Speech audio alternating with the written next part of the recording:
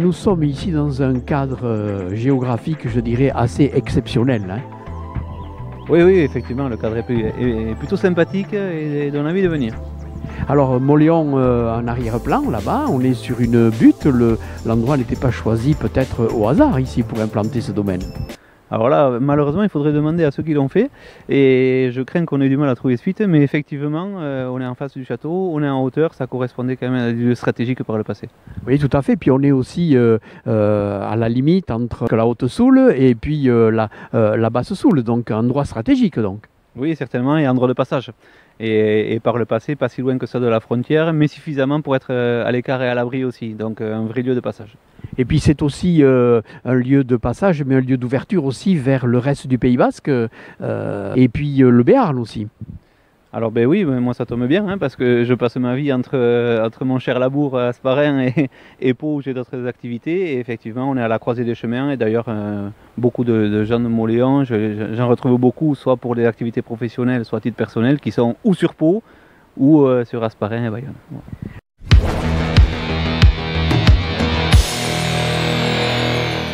Alors une situation géographique privilégiée, mais aussi une histoire peu commune parce que c'était un établissement à vocation religieuse et qui est devenu un hôtel. Madame Akos en connaît un rayon sur Agueria. Oui, je connais un petit peu on va dire les bases de l'histoire d'Agueria, qui était bien sûr un monastère qui a été repris par les frères des écoles chrétiennes. Donc le bâtiment a été construit en 1841 par une famille, la famille d'Arthès, qui avait envie de faire un château ici.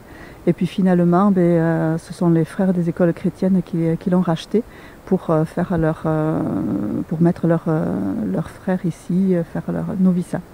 D'accord, et puis ça a fini comme maison de retraite, je crois. Oui, ils sont venus après, un peu plus tard. Ça a été transformé en maison de retraite pour les frères qui étaient âgés également. Il y a eu aussi des colonies de vacances qui ont été mises en place, des retraites pour les communions. C'est un lieu qui a toujours vécu, qui a toujours été habité, puisque il y a eu jusqu'à 250 personnes qui ont habité ce beau bâtiment. Alors c'est vrai que quand on le regarde, effectivement, il en impose quand même, hein. Il y a beaucoup de fenêtres et certainement beaucoup de carreaux à faire. Je sais qu'ils ont abrité aussi pendant la guerre les personnes blessées. La Croix-Rouge a soigné des blessés ici pendant la guerre. C'est un bâtiment qui a toujours vécu pour aider les autres. Ok, et puis ce bâtiment est au milieu d'un domaine agricole assez important. On en voit encore certaines parcelles utilisées, là, exploitées. Oui, oui, absolument. Donc c'est un domaine qui faisait aux alentours de 7 hectares. Hein. Donc nous, ce qu'on voit, c'est tout l'empiètement de la partie immobilière, hein, qui fait quand même 1200 mètres carrés au sol déjà, donc c'est quand même pas négligeable avec la chapelle. Et puis devant, on a encore les stigmates de choses qui ont changé, avec notamment l'implantation de vignes, qui sont gérées aujourd'hui par Olivier Pochoulou, mais qu'on a en contrebas, beaucoup d'arbres endogènes à la région. D'accord. Et puis toute une partie forestière avec un chemin qui monte jusqu'à la croix en haut, qui est un point de vue assez incroyable.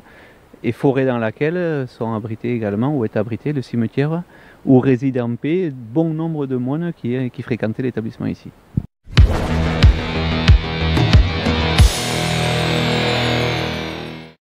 Vous l'avez un peu dit, Madame Akos, c'est un mot pour résumer tout ça, c'est le mot accueil.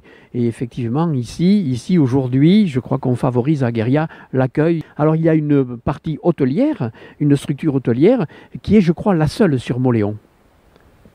Alors oui, jusqu'à présent en tout cas, nous sommes les seuls hôteliers. Ça a manqué cruellement à Mauléon, beaucoup me l'ont dit, d'ailleurs c'est pour ça que j'ai décidé de venir. Et effectivement, on se rend vite compte depuis qu'on a ouvert qu'il y avait un réel besoin. Donc nous sommes pour le moment le seul hôtel, et je vais dire à 25 km aux alentours, parce que les suivants sont ou à Salis, ou à Saint-Palais, ou ensuite en Haute-Soule. D'accord, alors quelle est la capacité d'accueil de cet hôtel? Alors nous avons 26 chambres, respectivement en moyenne avec deux personnes par chambre, hein, donc une cote mal taillée à 52 personnes. Et nous avons bon espoir également de pouvoir profiter de dortoirs qui pour l'instant sont exclus de l'exploitation, mais sont très vite réhabilitables et correspondraient parfaitement à bon nombre de besoins, notamment les marcheurs de Saint-Jacques, des clubs de vélo, des gens qui souhaiteraient pouvoir se loger pour un petit peu moins cher que le prix d'un hôtel, tout en ayant les mêmes prestations, comme vous l'avez dit, hein, les points de vue, le calme, la sérénité, l'établissement et les services que propose le restaurant. Donc une structure hôtelière ouverte vraiment à tout le monde. Ah ben nous c'est notre objectif, oui. Très bien, et puis il y a la table d'Aguerria. Nous avons ouvert effectivement rouvert le restaurant début juillet. Et nous sommes ouverts uniquement les soirs. Nous faisons le service uniquement le soir, du mardi au samedi soir, avec une particularité le vendredi et le samedi où nous faisons des soirées tapas là pour l'été, qui sont très appréciées. Et on a un jeune chef de 24 ans, Lionel, qui nous donne satisfaction. Et on a de bons retours parmi tous les clients qui passent dans notre restaurant actuellement. Alors quelques spécialités culinaires qu'on peut mettre en avant, non ? Ah bien sûr, il a les chipirons qui sont délicieux. Il les fait très très bien. Il a des petites pommes de terre grenaille qui sont délicieuses. Il fait du magret très bon aussi, de la dorade et de la pluma de porc, c'est notre carte actuellement. D'accord, et la provenance des produits est locale ? On essaie au maximum de faire travailler le local dès que nous pouvons, effectivement. Est-ce qu'il y a des référencements particuliers de l'hôtel et du restaurant, dans des guides, des publications ?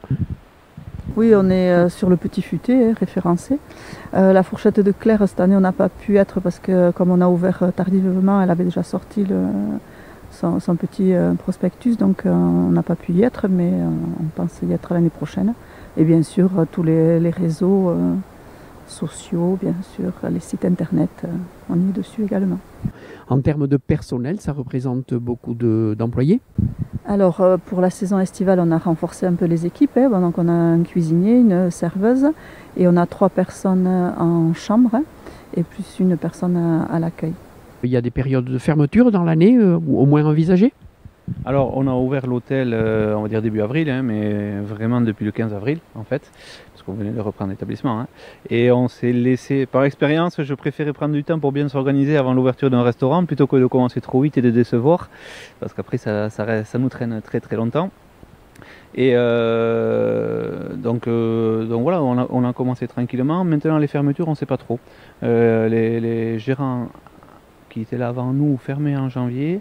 Nous, je pense qu'on va s'offrir le luxe de travailler vraiment toute une année pour savoir quand est-ce qu'on fermera ensuite les années suivantes. Voilà. Donc on ne sait pas exactement encore. Sachant qu'il y a il y a encore des travaux aussi qui sont prévus, qui incombent à l'agglomération, qui est la propriétaire. Hein. Donc on ne peut pas non plus faire tout à fait ce que l'on veut. Voilà. Mais ce qui est sûr, c'est qu'on ne fermera pas de suite.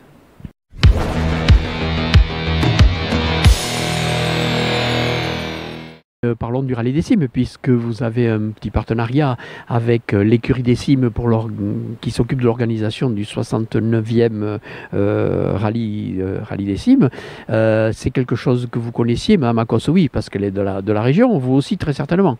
Alors oui, moi doublement, parce que c'est quand même un événement hyper important du Pays Basque qui est 69e édition, ça commence à faire en fait. Que tout petit, je me souviens d'un oncle qui bricolait une vieille Jeep Willys avec un moteur de Porsche pour pouvoir faire le Rallye des Cimes, à l'époque où la réglementation, je pense, n'était pas tout à fait la même que celle d'aujourd'hui, et que moi j'ai fait beaucoup de moto enduro, j'ai fait beaucoup de rallye raid, j'ai fait quelques raids au Maroc également en voiture, donc en fait c'est un univers que je connais, que j'aime beaucoup, que je fréquente moins, hein, voilà, mais qui fait partie de l'ADN du Pays Basque, et on est très très très heureux de pouvoir les accueillir à l'hôtel et de nourrir un partenariat avec eux. Ben c'est très bien, je vous remercie.